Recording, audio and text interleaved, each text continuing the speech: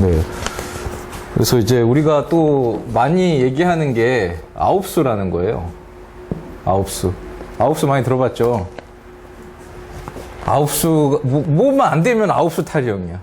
내가 29이라서 남자가 잘 안 돼. 뭐, 취업이 잘 안 돼. 뭐, 이렇게 얘기하는데, 9는 한 자릿수 중에서는 가장 높은 수잖아요. 0은 이제 무가 되는 거고요. 그래서 가장 높이 올라갔다가 뭐 떨어져야 된다. 뭐 이런 의미로 이제 아홉수라는 얘기가 이제 나온 것 같은데, 꼭 그렇지 않아요. 그러면 고3들은 어떻게 할 거야? 다 19인데? 다 아홉수 걸렸는데? 그럼 얘네들 다 수능 망치나? 그건 아니죠. 그리고 삼재. 삼재도 마찬가지예요. 삼재는 띠로 결정되죠. 띠. 이게 뭐 삼재가 이제 뭐 삼재팔란에서 나왔다고 이제 얘기하는데, 뭐 호랑이띠가 뭐 예를 들어서 뭐 삼재다.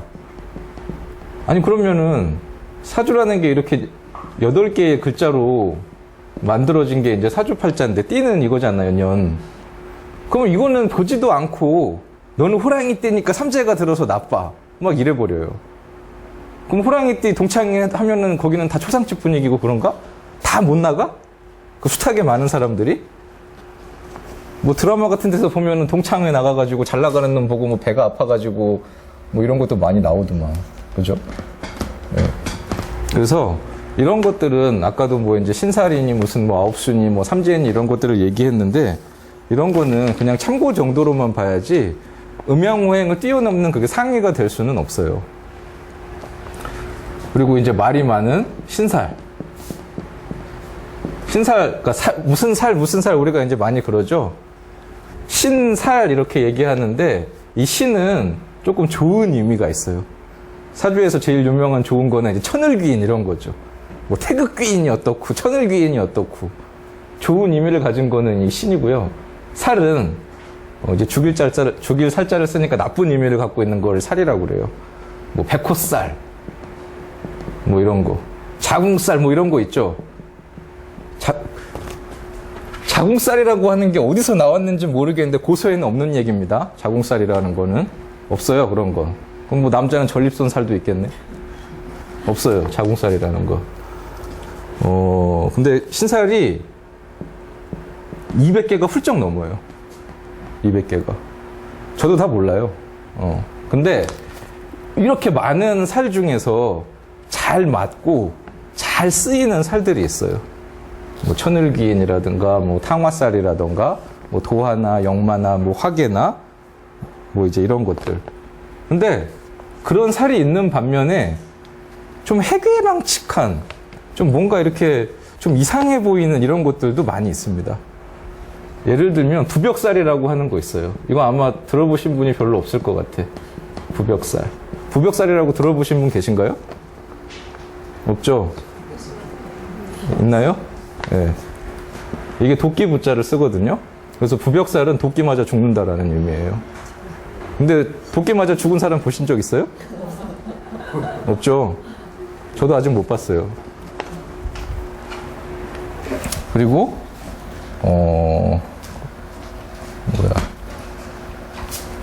뭐 낙정관살이니? 뭐 이런 소리 하죠. 우물에 빠진다. 뭐 이런 거. 요즘은 우물이 없는데? 어떻게 할 거야? 네. 이제 그런 걸 이제 응용을 해가지고 뭐 함정에 빠진다. 뭐 모함에 빠진다. 이렇게 이제 볼 수 있고요. 백호살. 뭐 길에 피 뿌리고 죽는다. 뭐 혈광사. 이렇게 얘기하죠. 하얀 호랑이가 문다. 지금 호랑이가 없는데 어떻게 할 거야? 그런 건 요즘으로는 교통사고로 읽는 거예요. 그러니까 아까도 잠깐 얘기했지만 사주는 옛날에 만들어진 거지 그걸 그대로 답습하면 안 된다는 거예요. 현재하고는 상황이 많이 다르니까 그 차이를 이렇게 좀 본질은 훼손하지 않는 그 범위 내에서 이렇게 응용을 해서 상담을 해야 될 필요가 있다. 이렇게 이제 보시면 됩니다. 그리고 제가 이제 역학을 공부하면서 이렇게 생각이 드는 게 그 쪽집게 우리가 이제 역술인한테 이제 뭐 쪽집게 도사니 이제 이런 말을 많이 하잖아요. 그죠? 물론 이렇게 할 수 있으면 좋습니다. 손님이 오자마자 네 남편 바람났네. 내일 모레 죽어. 뭐 이렇게 하는 사람도 있죠. 근데 역학을 공부하다 보면 물론 이런 거 욕심 나요. 때려서 맞추고 싶고. 근데 그렇게 해서 맞을 때도 있어요. 그러면 이제 임팩트가 확 생기죠. 아, 저 양반 엄청 잘하는 사람인가 봐. 보자마자 막 그런 소리를 해. 이렇게 이제 얘기하는데 잘 맞으면 좋은데 안 맞으면 또 꽝이에요. 우리가 병원에 아파서 가면 의사가 뭐 언제부터 그랬어요? 배가 아파요 그러면은 뭐 먹었어요? 언제부터 그랬죠? 뭐 이렇게 얘기하죠. 피 검사도 하고 뭐 MRI도 하고 어쩌고 뭐 CT도 찍고 그래도 오진 일어나요. 그죠? 그래서 역학이는 사실 신점하고는 조금 다른 거예요. 역학이는 그 사람하고 이제 어떤 소통을 해야 돼요. 소통. 사람들도 역술인한테 왔으면 얘기를 해줘야 돼요.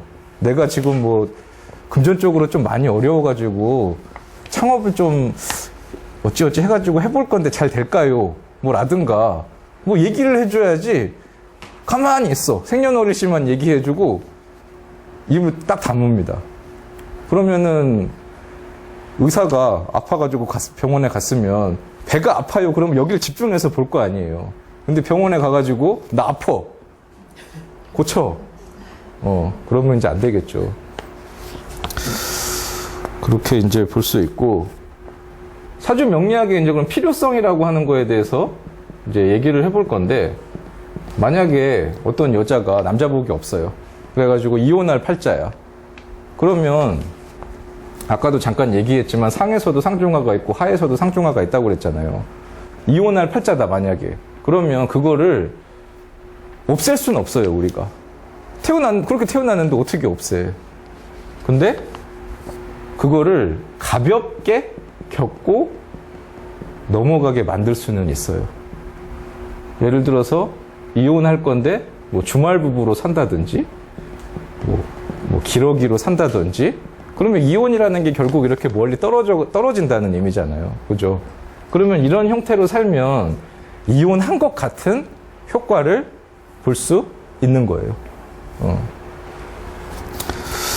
그렇게 이제 보시면 되고, 저도 뭐 옛날에 처음에 이제 입문했을 때는 사주 공부를 하면은 이게 뭐 차르르 펼쳐지는 줄 알았어요.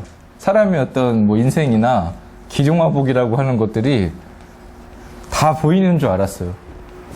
근데 이제 공부를 조금 해보니까 그런 게 아니에요. 할수록 더 어려워지더라고요. 예. 그리고 이제 사주라는 게 옛날부터 지금까지 내려져 왔고 계속 이제 공부도 하고 이제 하는데 사주를 100% 깨달은 사람은 단언하는데 없어요. 뭐 유명한 과학자 뭐 스티븐 호킹 뭐 지금은 이제 돌아가셨지만 예. 그러면 그 양반은 뭐 세계적으로 유명한 과학자인데 그 양반이 과학에 대해서 다 알아요? 몰라요. 뭐 TV에 나오는 뭐 명의라고 하는 뭐 이런 사람들 그러면 이 사람들은 모든 병을 다 고칠 수 있나? 그렇지 않죠. 지금도 계속 끊임없이 새로운 어떤 수술 방법이라던가 새로운 어떤 신약이라던가 이런 게 계속 나오고 있어요. 과학기술도 지금까지 멈춰져 있는 게 아니라 계속 뭔가가 이렇게 개발되고 바뀌고 이러고 있고요. 그러니까 어떤 분야든지 정점을 찍은 사람은 있지만 그러면 이 사람이 잘하는 거는 맞는데 그 사람이 모든 걸 다 깨우쳤다는 건 아니에요. 그죠? 네. 그래서 역학인 근데 우리나라는 뭐 이렇게 최고가 많은지 모르겠어요. 이렇게 보면 다 천하지엘이래 우리나라 역술인들은. 나는 하면 할수록 모르겠더라고요. 네. 그래서 조금 겸손해야 될 이제 그럴 필요도 있다라고 이제 저는 생각해요. 전에 여기 사랑방 이제 교수님 유튜브를 제가 이제 봤는데 거기서 이제 교수님께서 그 말씀을 하시더라고요. 사주는 할수록 어렵더라, 모르겠더라. 그거 보고, 아, 저분이 되게 인간적이다. 이제 그렇게 느꼈거든요. 보통 사람들은 막 자기가 잘났대. 유튜브에 나와가지고 나는 이것도 맞추고, 뭐, 이렇게도 보고, 뭐 현란하게 이렇게 얘기하는데, 하면 할수록 이제 어려워져요. 그러니까 이 공부라는 게, 이제 저는 이제 그렇게 생각해요. 아까 얘기했던 뭐 51만 8,400가지라고 하는 숱하게 이제 많은 경우의 수가 이렇게 있죠. 이거를 우리가 다 알 수는 없어요. 근데 그럼에도 이제 공부를 해야 되는 거는 내가 다 알 수는 없어도 공부를 해가면서 모르는 게 이만큼이면 모르는 걸 줄여나가야 돼요. 이렇게. 그래서, 그래야 이제 우리가 공부해가지고 우리한테, 역술인한테 오는 사람 조언을 하고 그 사람이 더 잘 살 수 있게 조언도 해줄 수 있고, 이제 이렇게 이제 되는 거죠. 만약에 뭐 하나부터 열까지 다 맞춘다. 그러면 그런 사람은 이제 있지도 않을 뿐더러 있다고 해도 우리 같은 사람은 만날 수도 없어요. 저기 어디 삼성 뭐 이런 사람들이나 상담하지 우리 같은 보통 사람들은 보지도 못합니다. 동양의 이제 유명한, 동양의 이제 그 위대한 성현 공자님. 위편삼절이라고 이제 그러잖아요. 가죽끈이 3번 끊어지도록 이제 주역을 읽었다라고 이렇게. 근데 그러면 그분이 그렇게 해가지고 어떤 학문이라는 거에 끝을 봤냐, 완성이냐? 그건 아니라는 거죠. 그분도 물론 이제 어떤 대단한 분이시지만 이런 분도 가죽끈이 3번 끊어질 때 이해가 안 갔으니까 받겠죠. 계속 이해가 다 봤으면 그걸 받겠어요. 네. 그러니까 이런 분도 이제 그런데 우리 같은 뭐 이제 일반 사람이 나는 다 알았고 사주 다 깨달았고 사주의 끝을 봤다. 이거는 어떻게 보면 좀 광호한 게 아닌가. 네, 저는 이제 그렇게 생각합니다. 그래서 중요한 거는 요즘은 역학이라는 게 국가 공인 자격증이 없어요. 국가에서 인정해주는 자격증이 없기 때문에 3개월 공부하고 간판을 걸 수도 있고 30년 한 분도 있고, 근데 사람들은 모릅니다. 뭐 지들은 공부를 안 해봤으니까 이제 모르죠. 그래서 좀 뭐랄까, 너무 이 공부가 조금 이렇게 가볍지는 않은 공부라 좀 약간 이렇게 사기 비스무리하게 이렇게 이제 손님들 후려서 뭐 부적 쓰고 뭐 굿하고 물론 이런 것들이 조금 이제 싫기도 하고, 역술인들도 좀 이렇게 각성을 해서 노력을 해가지고 이제 어느 정도 좀 수준으로 이제 이렇게 끌어올려서 이 역학이라는 게 더 어떤 미신이나 이런 걸로 이제 인식이 안 됐으면 좋겠다. 이제 이런 생각을 이제 해봅니다. 예. 잠깐 쉬었다가 하죠.